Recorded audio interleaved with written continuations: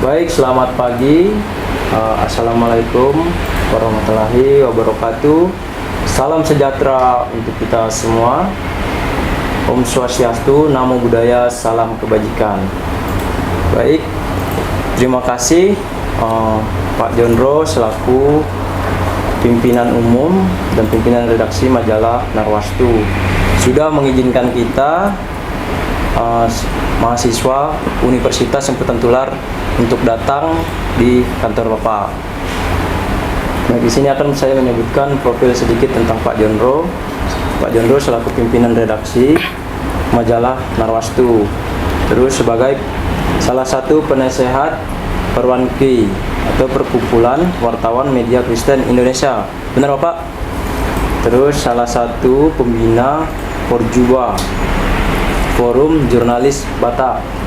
Benar Bapak? Ya benar. Lulusan Bapak ini juga dari lulusan Institut Ilmu Sosial dan Ilmu Politik Fakultas Komunikasi Jakarta. Terus pernah mendapat award sebagai jurnalis muda motivator di 2029 pilihan Majelis Pers Indonesia. Benar ya Pak ya? 2009. Iya, 2009 Bapak. Terus saya akan menjelaskan Bapak ini juga sebagai salah satu narasumber kita. Terus saya akan menyebutkan juga Ibu Seres sebagai dosen, Ibu Serepina Tiurmaida Esos MPD MIKOM sebagai dosen ilmu komunikasi Universitas Semputan Tular, coach public speaking, dan beliau juga aktif menulis media online. Nah, baik Bapak, kami di sini datang di kantor Bapak ingin mencari tahu terkait informasi apa sih Pak majalah Narwastu ini. Nah, sepengetahuan kita, majalah Narwastu ini itu bergerak di bidang jurnalis dan penerbitan, penerapan di lapangan pekerjaannya Pak ya. Di sini kita masuk dalam pertanyaannya Pak ya. Nah, di sini kita ingin bertanya Bapak. Di sini kan kita belum tahu nih Narwastu ini bergerak di bidang apa aja sini Pak. Kalau boleh tahu, bisakah Bapak kayak menceritakan sedikit terkait perjalanan majalah Narwastu, gitu Pak? Boleh Bapak jelaskan sedikit? Ya. Baik, terima kasih Saudara host. Namanya siapa deh? Lekuenos. Lekuenos ya? Ya, dan teman saya juga. Iya, terima kasih sudah berkenan hadir di kantor kami di majalah Narwastu. Saya juga mau menyapa para pemirsa sekalian. Assalamualaikum warahmatullahi wabarakatuh. Salam sehat dimanapun Bapak Ibu saat ini berada. Seperti yang ditanyakan oleh saudara host dari ke saya, ini majalah Narwastu ini adalah majalah berbasis Kristiani, namun berwawasan kebangsaan. Jadi melalui majalah ini, ide, gagasan atau tulisan atau pemikiran yang bernuansa Pancasilais, kebangsaan kita beritakan, kita publikasikan melalui majalah. Ya, ini majalah ini baru saya pimpin sebagai pemimpin umum dan pemimpin redaksi majalah Narwastu sejak tahun 2010. Jadi berarti saya sudah 14 tahun memimpin majalah ini. Ini kita majalah ini seperti yang ada terlihat di layar ya, terbit sekali sebulan. Tapi selain itu juga kita punya portal dan kita juga punya podcast. Ya, para pemirsa bisa melihat tayangan-tayangan kami di channel YouTube majalah Narwastu. Silahkan juga di-subscribe. Ya, kalau bermurah hati untuk menekan dengan jari ya. Jadi saya jelaskan juga majalah kami ini terbit sekali sebulan. Yang kami beritakan itu tentu berita-berita yang sifatnya positif ya, membangun kerukunan, keadilan, kebersamaan. Kemudian bagaimana kita memberikan motivasi ya, semangat kepada para pembaca yang membaca majalah kita ini. Karena kami punya tagline menyuarakan kabar baik. Kabar baik ini kan maknanya itu kan sesuatu yang positif.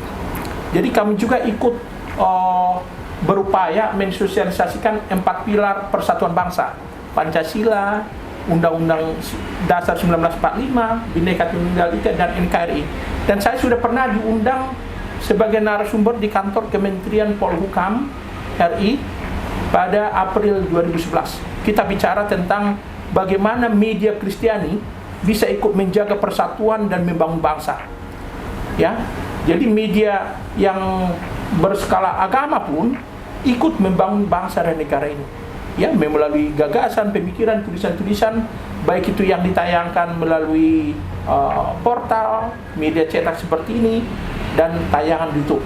Juga ada dulu forum namanya ya, Forum Komunikasi Tokoh-Tokoh Kristiani Pilihan Majalah Narwaktu. Karena majalah ini sekali setahun selalu membuat pemilihan terhadap tokoh-tokoh Kristiani inspiratif dan Pancasilais. Itu kata kunci ya, Pancasilais. Jadi tokoh-tokoh yang inspiratif dan Pancasilais ini kami pilih tiap akhir tahun, dan kami beri penghargaan awal tahun. Jadi menjelang Natal, tokoh ini kami publikasikan. Begitu masuk di tahun baru, kami berikan penghargaan. Ya, ada banyak tokoh yang sudah pernah kami berikan penghargaan ya. Mungkin tokoh yang dikenal publik ya. Mungkin kita kenal yang namanya Bapak Pendeta Dr. A.A. Iwang, mantan Ketua Umum Persekutuan Gereja-Gereja di Indonesia. Kemudian Bapak Pendeta Dr. Nusre Mastoko Lintas Gereja yang pernah dulu diundang Presiden Barack Obama sarapan pagi di Amerika. Kemudian pengacara yang cukup terkenal, Saur Siagian, yang sering kita lihat wajahnya di TV. Demikian juga Basuki Cahaya Purnama atau Bapak Ahok. Kemudian Grace Natali yang pendiri Partai Solidaritas Indonesia. Juga banyak tokoh yang lain yang sudah public figure yang pernah kami beritakan. Ya, dari berbagai macam profesi, apakah itu jenderal, pejabat, pengusaha, politisi, wakil rakyat, pemimpin gereja, tokoh ormas, ataupun profesional, termasuk pengacara. Ya, saya kira itu sekitar tentang profil majalah Narwaktu yang bisa saya sampaikan. Oke, terima kasih Bapak. Sangat luar biasa ternyata ya. Ya Ibu ya. Iya, sangat luar biasa. Sangat luar biasa. Nah selanjutnya Pak, kan mungkin Narwaktu ini kita pengen nanya Pak, mungkin tujuan utama dari target pembaca majalah Narwaktu itu apa sih Pak? Ya, pembaca majalah kita ya. Ya target utamanya. Ya, target utamanya ya, keluarga-keluarga Kristiani, juga kaum profesional dan para politisi, tokoh ormas, wakil rakyat, dan pengacara-pengacara dan pengusaha-pengusaha Kristen. Makanya kalau disimak majalah kita ini, ya narasumbernya itu nggak jauh-jauh dari situ. Politisi, pengacara, pimpinan gereja, wakil rakyat, ya, kemudian profesional, ya, termasuk dokter, guru, karena kita anggap mereka ini orang-orang hebat yang punya profesi mulia, ya, dokter segala macam, ya. Jadi jangan heran misalnya kalau ada kunjungan kalian misalnya ke rumah sebuah keluarga Kristen, ini majalah ini ditaruh di ruang tamu. Bahkan yang paling pernah membuat saya terkesima dulu, ada seorang tokoh, ya, seorang pengacara yang sering muncul di TV dulu, ini membaca majalah ini di bandara, dan ada orang yang memoto memberikan itu ke kami di bandara loh. Oh ada ya Pak? Ya, termasuk di kantor-kantor wakil rakyat, ya, majalah ini dipajang. Kami bangga juga loh ketika majalah ini dipajang. Berarti itu mereka punya atensi terhadap majalah kami. Jadi keluarga-keluarga dan kaum profesional seperti yang saya sebutkan tadi, pembaca kami. Begitu. Oke, baik. Kita ingin bertanya lagi nih Pak. Mungkin pertanyaan kita lumayan banyak juga nih Pak ya. Izin. Nah, jadi di era sekarang ini kan mungkin kayak Narwaktu ini kan cara mereka menyeimbangkan gitu Pak, agar tetap relevan gitu di tengah perubahan cepat dalam dunia media saat ini, itu apa sih Pak?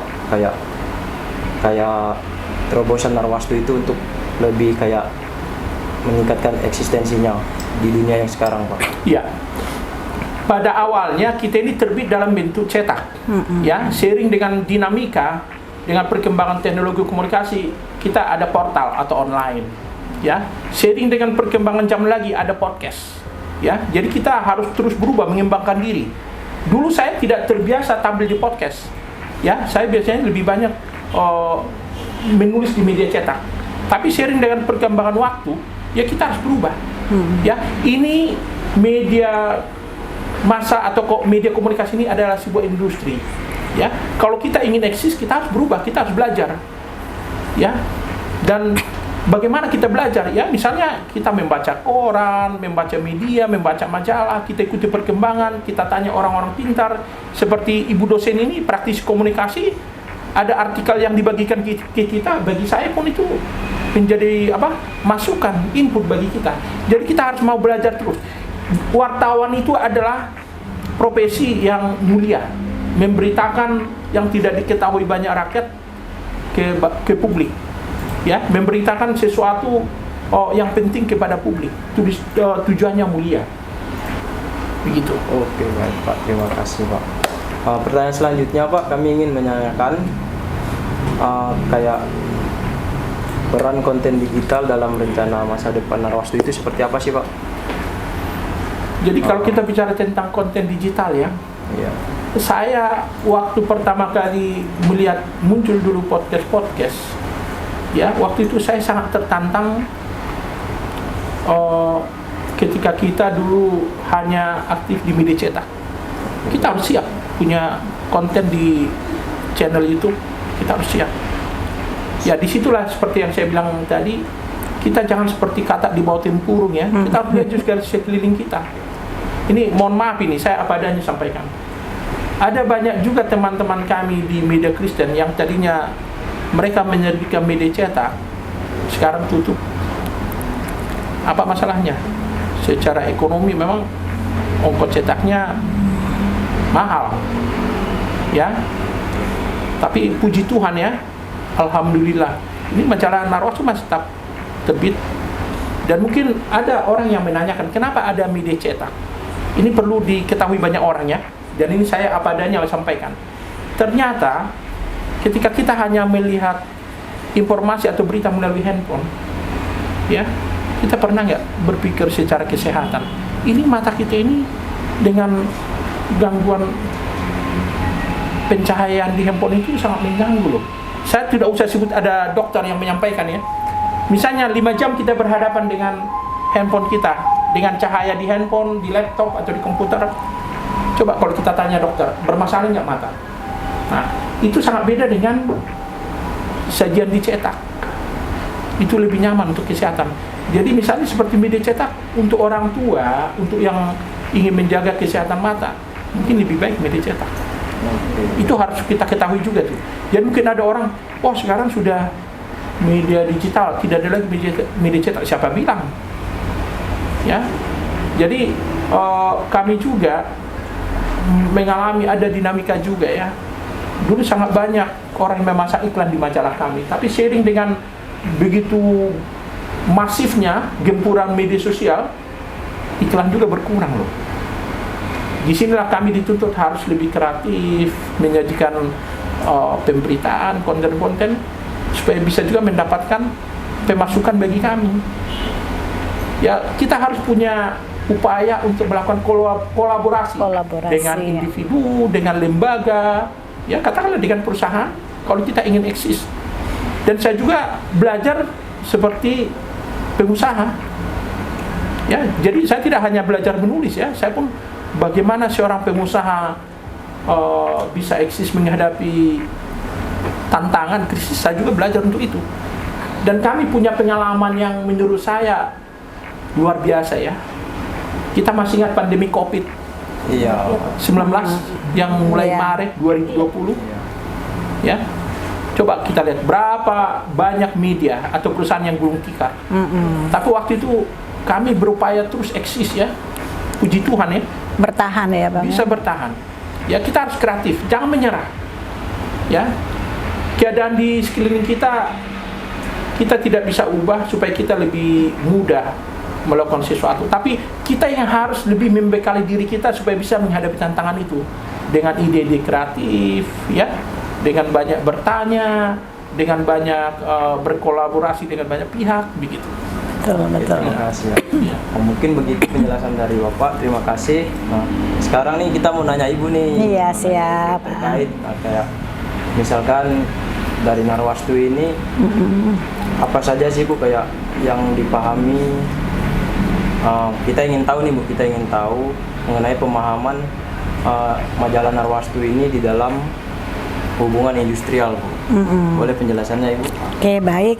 Terima kasih ya sudah diundang Ibu di majalah kita Narwastu ya. Terkait tentang bagaimana kaitannya dengan hubungan industrial, tentu ini tidak saja memberikan kaitan ya antara pegawai dengan pemilik ya kan ya. Begitu juga karena hubungan barang dan jasa itu kan terkait di hubungan industrial ya. Salah satunya apa? Salah satunya yang menanamkan sebuah kebijakan-kebijakan atau regulasi yang sudah dikeluarkan di dalam undang-undang di dalam hubungan industrial tentunya. Nah, kalau dikaitkan dengan hubungan industrial ini sangat luas ya, karena ada hak dan kewajiban yang harus dilaksanakan. Nah, kalau hak dan kewajiban tentu kalau di majalah Narwastu tentu punya kebijakan sendiri dari Pak Jondro ya, dari Bang Jondro. Jadi kita harus mengikuti arahan dari si Pemret dong ya. Nah, apa yang diberikan hak dan kewajiban itu hanyalah untuk di bagian internalnya majalah tersebut. Ya, begitu juga pada saat kita berada di perusahaan. Kalau kita di perusahaan berarti kita punya hak dan kewajiban juga ya. Hak kita apa, kewajiban kita apa. Contohnya kita adalah salah satu pegawai di perusahaan ya. Berarti kita memberikan kewajiban apa? Kewajibannya apa? Menjalankan tanggung jawab untuk segala pelaksanaan yang ada di dalam perusahaan tersebut ya kan. Hak kita apa? Hak kita menerima upah dong ya, kesejahteraan ya kan. Nah, itu semua berdasarkan apa? Berdasarkan regulasi yang dikeluarkan oleh perusahaan tersebut gitu. Nah, saya tadi tertariknya beliau tadi menyampaikan bahwa Narwastu menyuarakan kabar baik ya, menyuarakan kabar baik. Nah, salah satu kewajiban yang diberikan adalah pegawai ataupun siapapun yang ada di dalam majalah tersebut atau perusahaan apapun pasti akan memberikan keinginan untuk membantu ya, untuk mempertahankan citranya ya, kemudian untuk memberikan informasi penting yang harus dikeluarkan keluar ya, apalagi di sini menyuarakan kabar baik berarti ada nilai-nilai positif yang dikeluarkan ya kan. Begitu juga pada saat kita berada di perusahaan. Nah, jadi kalau dikaitkan dengan hubungan industrial memang itu sangat terkait dengan hak dan kewajiban ya. Tentu adalah ingin mendapatkan kesejahteraan, mendapatkan upah yang sepantasnya, yang sesuai dengan apa? Sesuai dengan kebijakan dari setiap perusahaan masing-masing gitu. Supaya apa? Supaya kita bisa menyampaikan informasi, mensosialisasikan tentang perusahaan kita, ya kan? Nah, jadi kita harus memberikan itu kepada orang-orang di luar sana, masyarakat. Kalau kita mau menyuarakan berarti kita harus siap untuk apa? Siap literasi kan? Siap. Nah, tadi sudah disampaikan beliau juga adanya kolaborasi, maka itu akan mengembangkan informasi ya kan, akan mempertahankan sebuah hubungan baik ya. Kalau seperti ini nih kita hadir di majalah ini adalah salah satu kolaborasi yang baik ya, yang disambut baik oleh Pak Jondro, di mana kita mendapatkan informasi penting mengenai Narwastu ya, Narwastu. Nah, mungkin itu yang bisa Ibu tambahkan sedikit dari uraian beliau. Oke, baik, terima kasih Ibu. Mungkin dari Iga ada yang ingin ditanyakan? Faktor-faktor paling pengaruh. Faktor Mempengaruhi. yang mempengaruhi hubungan industrial. Oke, baik ya. Sebenarnya tadi kalau sudah diuraikan antara hak dan kewajiban ya, faktor-faktor yang mempengaruhi ada yaitu tadi hak dan kewajiban ya, dan di mana kita harus bisa memberikan hasil ya, ada input, proses dan output tentunya ya. Kita memberikan masukan lalu diproses ya kan. Setelah diproses lalu pasti ada output. Output itu adalah hasil ya kan. Bagaimana hasil itu ada di dalam sebuah peran kita sebagai karyawan atau pegawai ya kan, seperti itu. Jadi faktor-faktornya ada di dalam hubungan itu adalah hak dan kewajiban yang ada di dalam perusahaan tersebut kayak gitu ya. Baik Ibu, terima kasih juga Iga, dan terima kasih Pak. Nah, mungkin sebelum kita lanjut ke pertanyaan selanjutnya, saya pengen nanya lagi nih sama Ibu nih. Silakan. Bagaimana sih Bu cara misalkan kayak Narwastu ini kan sebagai media cetak nih, budaya hubungan kerjanya itu agar harmonis dan efektif itu menurut hubungan industrial itu seperti apa sih Bu? Oke, baik ya. Nah, kebetulan di samping saya ini adalah kalau dikatakan ini kakak kelas saya ya, kakak kelas saya di Institut Ilmu Sosial Ilmu Politik. Beliau ada jurusan jurnalistik, kalau ibu adalah di hubungan masyarakat ya. Nah, budaya yang dilaksanakan di majalah Narwastu ini saya rasa sudah cukup baik ya. Karena kenapa? Karena beliau adalah pemimpin yang mungkin bisa dikatakan sebagai motivator ya, motivator. Bagaimana merangkul pegawai yang ada di dalam.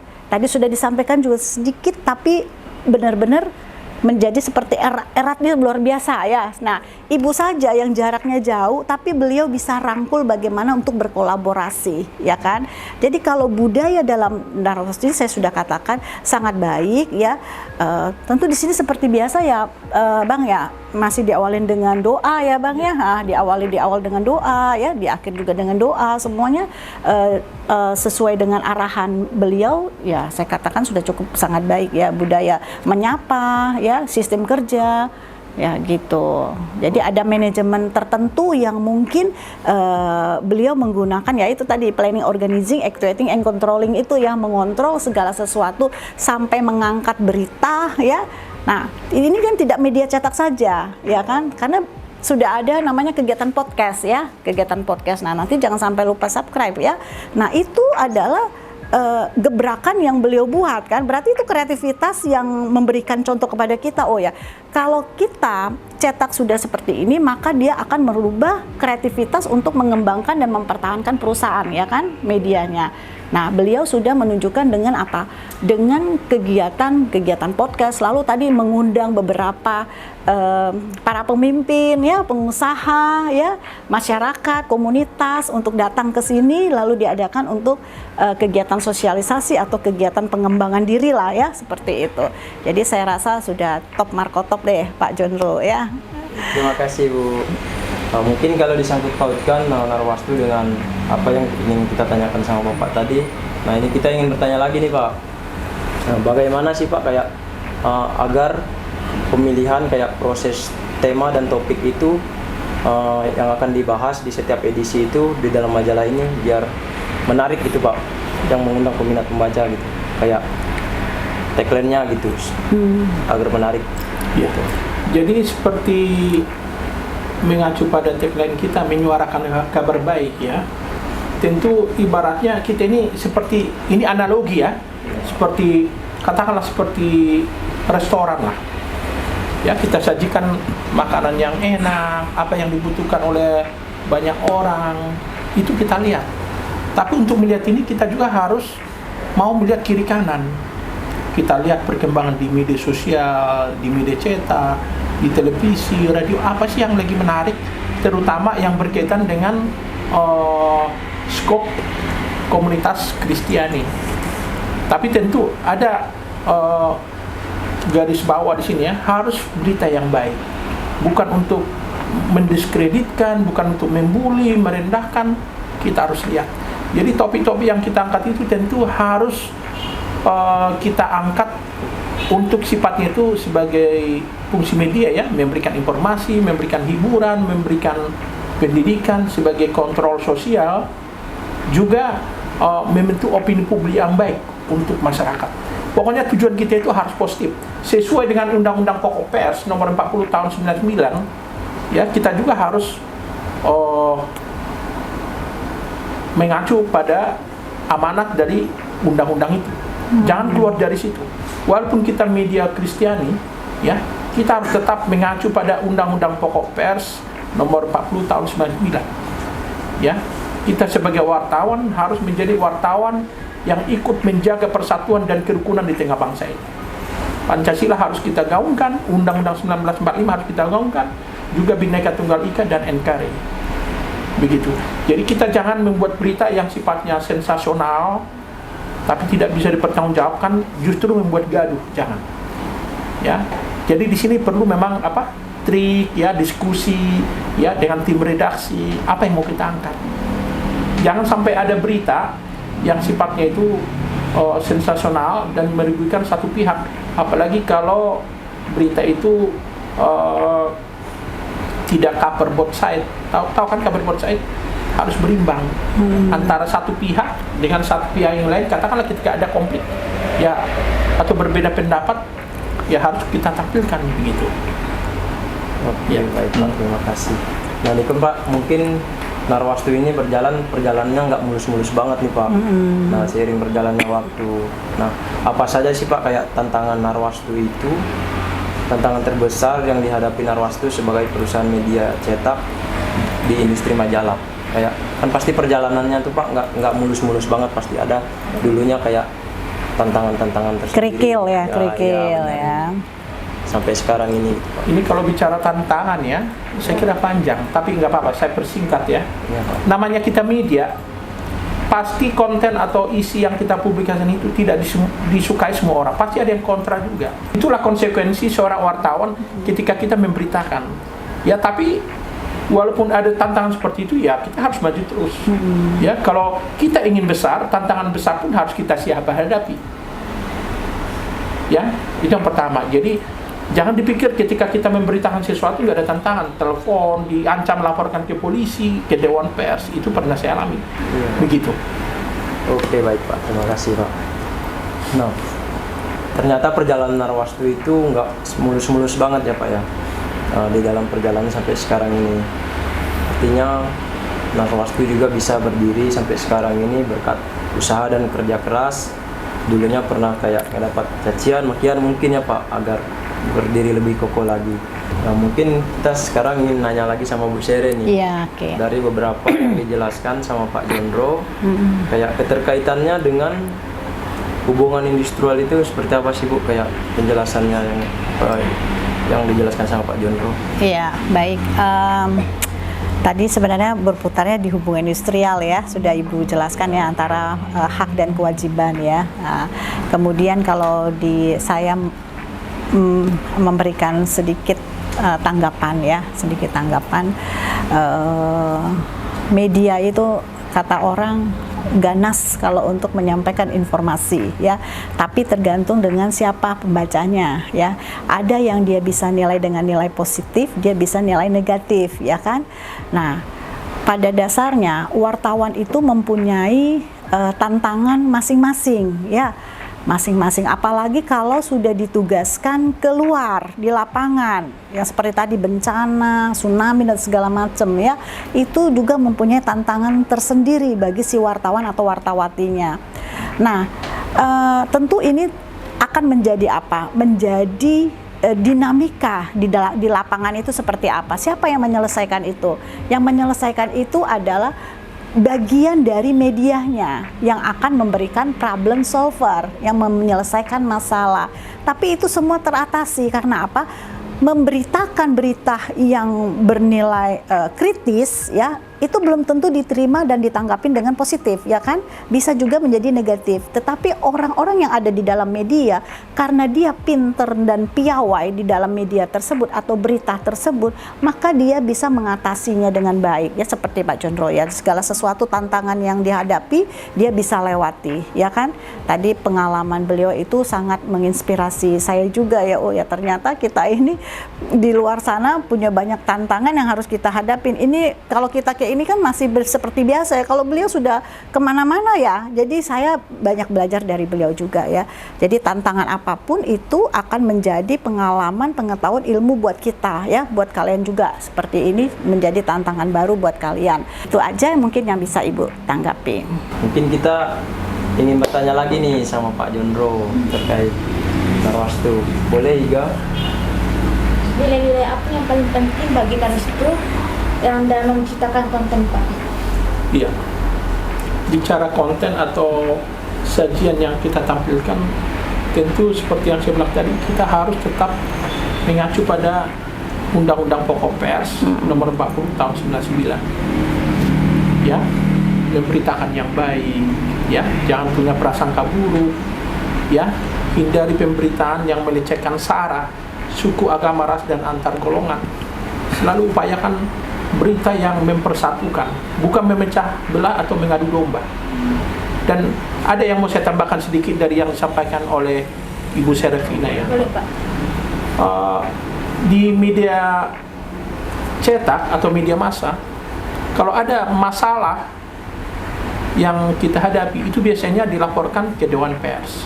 Tapi kalau media sosial ya, misalnya di YouTube ya, di TikTok, Facebook, Instagram dan yang lain, katakanlah mengarah pada pencemaran nama baik atau hate speech, itu bisa dilaporkan sebagai tindak pidana ke polisi. Ini kalian harus bisa bedakan ya, media sosial sama media massa beda loh. Ya, media massa itu terdaftar di Dewan Pers. Tapi media sosial itu, inilah saking maraknya sekarang media sosial. Coba misalnya seperti kamu bisa bikin Facebook 5 misalnya, bisa kan? Ya, bisa. Nah, tidak terkontrol. Ya. Jadi kalau media massa itu teratur. Misalnya informasi yang mau kita sajikan pun melalui sebuah saring. Ada pimpinan redaksi atau redaktur yang menyaringnya sebelum dimuat ke publik. Ada pertimbangan. Kalau sekarang ini kan seperti mahasiswa, ditulis sedikit langsung posting. Tapi ini dalam kesempatan ini juga saya mau sampaikan, tetap berhati-hati bermedsos. Demikian. Oke, terima kasih. Kita ingin bertanya lagi Pak, pertanyaan terakhir nih dari kita nih. Bagaimana Narwastu itu mendukung penulis dan jurnalis lokal di komunitasnya Pak? Iya. Jadi kalau kita mendukung tidak semata-mata bentuk tanda petik rupiah ya. Ya, misalnya ada penulis yang katakanlah tulisannya belepotan, itu pun saya dukung, saya ajari menulis. Ilmu itu kan mahal. Ya. Kemudian kita bawa misalnya bertemu dengan orang penting, bagaimana berhadapan dengan orang penting misalnya ketika wawancara. Ya, jadi ada edukasi. Jadi tidak semata-mata kita itu memberikan tanda petik rupiah gitu ya. Ya kalau kita untuk memberikan honor untuk saat ini, ya apalah yang mau kita berikan honor untuk para penulis kita. Jadi, tapi kita jadikan majalah Narwastu ini menjadi tempat belajar. Ya, mahasiswa pun ada banyak belajar dan penulis yang saya bimbing di sini. Ya, katakanlah tulisannya mungkin kurang pede dia untuk mempublikasikan, mungkin bahasanya kurang populer, tidak sesuai dengan kaidah-kaidah penulisan jurnalistik. Ya, saya bantu. Jadi tidak semata-mata dilihat dari sisi tanda petik rupiah ya. Ya, kita memberikan motivasi kepada dia, kita berikan pemahaman bahwa tulisannya itu akan dibaca banyak orang dan bermanfaat. Ya, hidup ini apa sih? Ya, kita harus bermanfaat bagi banyak orang. Ya, jadi ketika tulisan kita, gagasan kita, pemikiran kita, konten yang kita sampaikan bermanfaat bagi banyak orang, ya itulah berkat. Kalau istilah di kami itu berkat yang sesungguhnya. Begitu. Oke, baik, terima kasih Bapak. Mungkin dari kami selaku mahasiswa dari Universitas Imputan Tular, kami sudah banyak mendapatkan penjelasan dari Bapak terkait majalah Narwastu. Nah, terima kasih Bapak atas kesediaan tempatnya, waktunya sudah mengizinkan kami datang di tempat Bapak. Terima kasih juga sebagai salah satu narasumber kami, Pak Jonro dan Ibu Serepina. Mungkin cukup sekian dari podcast kita pada siang hari ini. Saya ucapkan terima kasih Bapak, Ibu. Terima kasih.